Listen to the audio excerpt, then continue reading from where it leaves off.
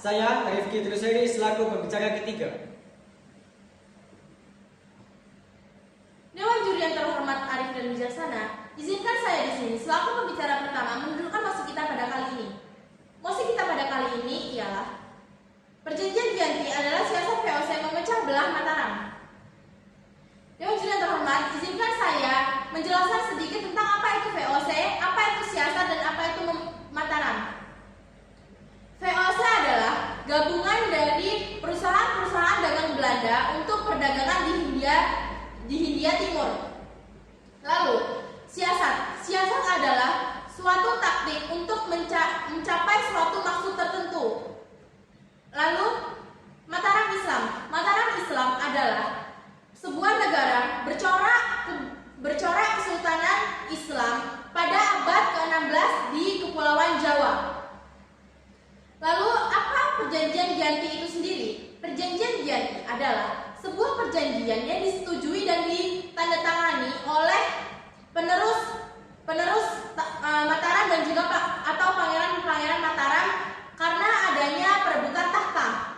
Nama Giyanti sendiri diambil dari nama tempat penandatanganan perjanjian tersebut, yaitu di Desa Giyanti. Dewan Juri yang terhormat, saya sangat-sangat tidak setuju dengan mosi tersebut yang menyebutkan bahwa Perjanjian Giyanti adalah siasat VOC untuk memecah belah Mataram. Karena dari beberapa poin yang telah kami telusuri sebelumnya, yaitu Perjanjian Giyanti sudah ada jauh sebelum adanya perpecahan Mataram. Lalu VOC dan Perjanjian Giyanti tidak ada hubungannya dengan perpecahan Mataram.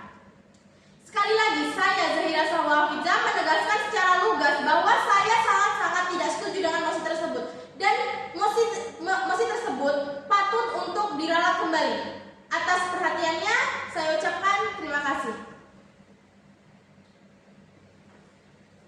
Dewan Juri yang terhormat, sesuai yang sudah dikatakan oleh pembicara pertama kami memiliki poin-poin yang saat ini akan kami argumentasikan. Di mana poin pertama yaitu bahwasannya perpecahan Mataram itu sudah ada jauh sebelum adanya Perjanjian Giyanti. Di mana sama-sama kita ketahui bahwasannya perpecahan ini dikarenakan adanya perebutan tahta dalam Kesultanan Mataram. Yang ini adalah masalah internal, bukan karena adanya Perjanjian Giyanti. Kami memiliki bukti. Contohnya adalah bahwasannya perpecahan itu terjadi pada tahun 1645 sampai 1677, sedangkan Perjanjian Giyanti baru dibuat pada tahun 1755, di mana ini sangat jauh dan tidak memungkinkan bahwasannya Perjanjian Giyanti mempengaruhi adanya perpecahan di Mataram. Perpecahan ini dimulai pada saat Pakubuwana II dan juga Mangkubumi yang adalah kakak beradik memiliki keponakan, yang keponakan mereka adalah Raden Mas Said, di mana Raden Mas Said adalah cucu dari Amangkurat IV. Raden Mas Said meminta haknya sebagai pewaris tahta dari kerajaan Mataram yang saat itu tahta Mataram diduduki oleh Pakubuwana II. Hal tersebutlah yang pertama kali memancing peperangan di antara atau di internal kerajaan Mataram, yang pada itu tahun 1645 dan bukan 1755 saat Perjanjian Giyanti ditandatangani. Lalu, Dewan Juri yang terhormat, Perjanjian Giyanti bukanlah siasat VOC untuk mempermecah belah Mataram, di mana yang dapat kita ketahui bahwasannya berdasarkan KBBI, siasat itu dikatakan adalah sebagai taktik atau cara kita untuk menghadapi sesuatu untuk mencapai tujuan. Sedangkan Perjanjian Giyanti itu dibentuk setelah adanya perpecahan di Mataram. Bagaimana Perjanjian Giyanti dapat dikatakan sebagai siasat untuk memecah belah Mataram, sedangkan sebelum adanya Perjanjian Giyanti pun Mataram sudah terpecah karena adanya perebutan tahta dalam internalnya. Lalu, sekali lagi, Dewan Juri yang terhormat, poin ketiga kami adalah bahwasannya VOC dan Perjanjian Giyanti itu tidak ada hubungannya sama sekali dengan perpecahan yang terjadi di Mataram. Kita sama-sama tahu dari poin pertama kami dan kedua kami dijelaskan bahwasannya Perjanjian Giyanti itu bahkan ada sesudah adanya perpecahan. Perpecahan di Mataram itu terjadi pada tahun 1645 sampai 1677. Sedangkan Perjanjian Giyanti baru ditandatangani 1755, yang artinya sama sekali tidak ada hubungannya. Bagaimana kita bisa mengatakan saat ini bahwasanya Perjanjian Giyanti adalah penyebab terjadi perpecahan Mataram? Sedangkan sama-sama kita ketahui dari sumber manapun tidak ada yang mengatakan siasat VOC memecah belah Mataram. Sedangkan bahwasannya memang Mataram sudah terpecah menjadi dua, menjadi berkeping-keping, bahkan daerah-daerah kecil itu terjadi bahkan sebelum adanya perjanjian Giyanti. Sekali lagi saya tegaskan secara lugas bahwasannya saya, Graciela Pintu Sinta, tidak setuju dengan mosi tersebut. Demikian yang dapat saya sampaikan. Terima kasih. Salam sejahtera buat kita semuanya. Baiklah, dengan penjuri yang saya hormati, izinkan saya selaku pembicara ketiga akan menyimpulkan mosi kita pada kali ini. Mosi kita pada kali ini berjudul Perjanjian Giyanti adalah siasat VOC memecah belah Mataram.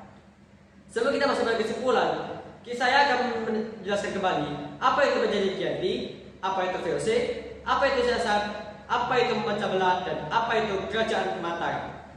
Perjanjian Giyanti adalah kesepakatan yang dibuat oleh VOC pihak Mataram yang diwakili oleh Sunan Pakubuwono III, Pangeran Mangkubumi, dan Raden Mas Syahid. Sedangkan VOC atau kepanjangannya adalah Verenigde Oost-Indisch Compagnie adalah persatuan perusahaan-perusahaan dagang Belanda.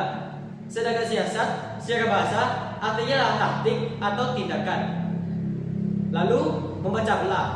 Memecah belah secara bahasa itu artinya adalah menjadikannya bercerai-cerai atau terpecah belah. Lalu kerajaan Mataram. Kerajaan Mataram adalah negara bercorak kesultanan yang terletak pada Jawa yang berdiri pada abad ke-16. Dewan juri yang saya hormati, saya sangat-sangat tidak setuju pada mosi kali ini. Mengapa?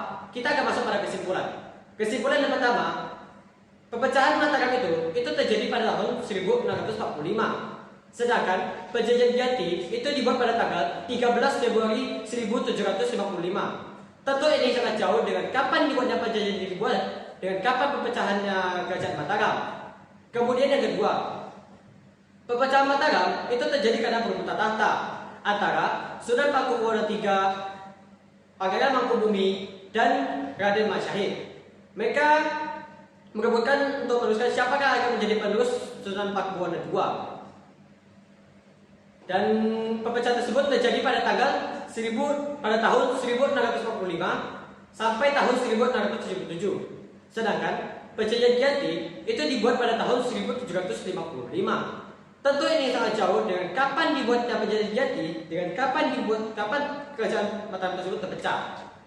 Dewan juri yang saya hormati, kita akan masuk pada kesimpulan ketiga, yaitu bagaimana bisa Perjanjian Giyanti dibilang sebagai siasat. Sedangkan siasat itu adalah sebuah taktik yang akan dilaksanakan sebelum peristiwa terjadi. Sedangkan Perjanjian Giyanti tersebut dibuat setelah perpecahan Mataram tersebut telah terjadi. Jadi, masa bisa kita bilang kalau Perjanjian Giyanti itu dibilang siasat, sedangkan siasat tersebut dibuat sebelum peristiwa terjadi. Jadi saya tegaskan, saya Rifki Triseri sebagai pembicara ketiga sangat-sangat tidak setuju pada mosi kali ini. Mosi tersebut perlu kita rangkum kembali. Baiklah, hanya itu dapat saya ucapkan. Saya ucapkan terima kasih. Wassalamualaikum